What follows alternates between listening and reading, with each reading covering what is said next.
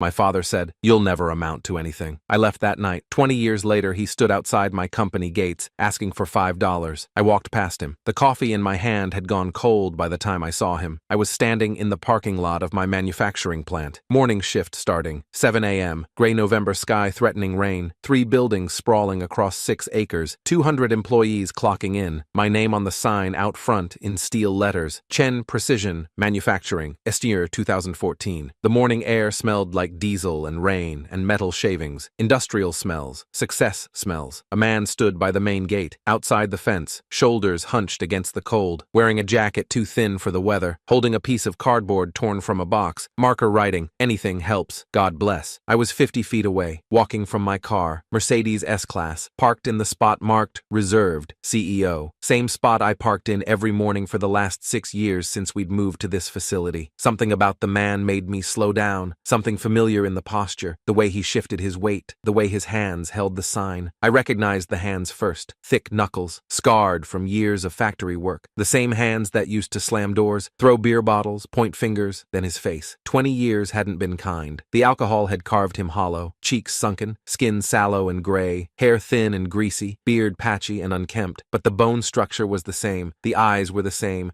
pale blue, watery now, roomy, but still his, my father, standing outside my company, begging for change. He didn't recognize me. I stood there in the parking lot, keys in one hand, briefcase in the other, wearing a suit that cost more than he'd made in 6 months at his peak, watching him, processing. Security was watching from the booth. Randy, good guy, former Marine. He'd worked for me for 3 years. He was looking at my father, then at me, waiting to see if he should do something. A few early shift workers were trickling in through the side entrance. Lunchboxes, thermoses, high-vis vests. Some of them glanced at the man by the gate. Most ignored him. You see enough homeless people in industrial areas. They blend into the background. Someone honked behind me, impatient. I stepped aside, let them pass. My father looked up at the sound, looked right at me. "Spare some change?" His voice was rough, damaged. Years of smoking and drinking. "Just $5. Anything helps, please." I said nothing, just looked at him. His face was blank. No memory, no recognition. I was just another person in a suit to him now. Another stranger walking past. Another potential $5. But I remembered everything. I was 17 when he said it. Senior year of high school. Spring. Late April. I remember because my birthday was coming up. May 3rd. I'd been planning to ask if we could do something. Just the two of us. Dinner maybe. Something normal. We were in the kitchen. The small one in the rental house we'd been in for 3 years. The lights were buzzing overhead. Fluorescent. One of them flickering. The sink was full of dishes I'd been told to wash but hadn't gotten to yet. Homework had run late. I was tired. He came in drunk. Not unusual. Most nights after his shift he'd stop at Murphy's bar. Come home after 10, smelling like cigarettes and Budweiser and anger. His face already red, eyes unfocused. "You're lazy," he said. Loud, aggressive, looking for a fight. "Just like your mother was." My mother had left when I was 12. Couldn't take it anymore. She'd sent birthday cards for 2 years. Then nothing. I didn't blame her. I didn't respond to him. I never did. Learned early that responding made it worse. "You hear me?" He was getting louder. "Lazy. Worthless. You'll never amount to anything. You're 17 years old and you can't even wash fucking dishes when I tell you to." I stared at the dish soap bottle. Green label. Dawn. Original scent. I can still see it perfectly. "You'll end up just like me," he continued. "Or worse. Probably worse. At least I have a job. You'll never amount to anything. You hear me? Nothing. You're nothing." He stood there for another minute, waiting for me to react, waiting for an excuse to escalate. I gave him nothing. He walked out, slammed the door, went to his room. I heard the TV turn on. Football game. Volume too loud. I stood there for 20 minutes, staring at those dishes, at that soap bottle. Then I went to my room, started packing. Duffel bag, old canvas, used it for gym class. I packed 2 shirts, some jeans, socks, underwear, my wallet, $32 in cash, everything I had, tips from bussing tables at the diner downtown. I waited until midnight, heard him snoring through the thin walls, passed out on his bed probably, still dressed, still stinking. I grabbed my bag, walked through the kitchen, saw those dirty dishes still in the sink, almost washed them. Old habit, pleasing him, avoiding conflict, didn't. Walked out through the back door, closed it quietly, got in my car, 1987 Honda Civic, rust spots, broken radio, but it was mine. Bought it myself with saved tips, $800. I drove away and didn't look back. The first year was hell. I slept in that car for 6 months, parked behind the 24-hour Walmart on the edge of town, used their bathroom to wash up, sink showers at 3 a.m. when nobody was around, bought cheap deodorant and soap, kept myself presentable enough. I worked night shifts at a warehouse, loading trucks, $10 an hour, 40 hours a week when I could get them. Morning shifts at a gas station when I couldn't, $7.50 an hour, shit pay, but I took every hour they'd give me. I ate ramen, dollar store bread. Day-old donuts the gas station let me take home. I saved every cent I didn't need for gas and food. Winter was the worst. Sleeping in a car in January. Ohio winter, below freezing most nights. I'd run the engine for heat until I couldn't afford the gas. Then I'd just pile on every piece of clothing I owned and shiver through it. By spring, I'd saved $2,000. Got a studio apartment, $400 a month. Roaches and broken heat, but it was mine. Had walls. Had a door I could lock. By year 2, I'd enrolled in community college, manufacturing technology, nights and weekends. Kept working full-time. Slept 4 hours a night. Drank so much coffee I developed an ulcer. By year 5, I had an associate's degree and a job at a machine shop. Precision metalwork. Learned to read blueprints. Learned to run CNC machines. Made $13 an hour. Felt like a fortune. By year 8, I was a floor supervisor. 18 an hour. Managing a team. Learning the business side. Seeing the margins. Seeing where the money really was. By year 10, I'd started my own business. Chen Precision. Small contracts at first. Simple stuff. Making parts for local manufacturers. I ran one machine. Did all the sales. Did all the accounting. Worked 90-hour weeks. By year 15, I'd bought out my competitor. Merged their equipment and contracts into mine. Went from 6 employees to 40. Moved to a bigger facility. By year 20, I employed 200 people. Contracts with automotive companies, aerospace suppliers, medical device manufacturers, revenue in the 8 figures. My personal net worth just over $7 million. And now, here he was, at my gates, outside the company I'd built, begging for $5. He was still looking at me, sign trembling in his hands. Thin hands, malnourished, probably homeless, probably had been for years. Please, he said, voice breaking. I haven't eaten since yesterday. Just a few dollars. Anything. I could have walked past him. Could have said nothing. That would have been the easy revenge. Silent, invisible, clean. Let him stand there not knowing who I was, not knowing what I'd become. That would have been enough. But it wasn't enough. I stepped closer. He blinked, confused. Most people crossed the street,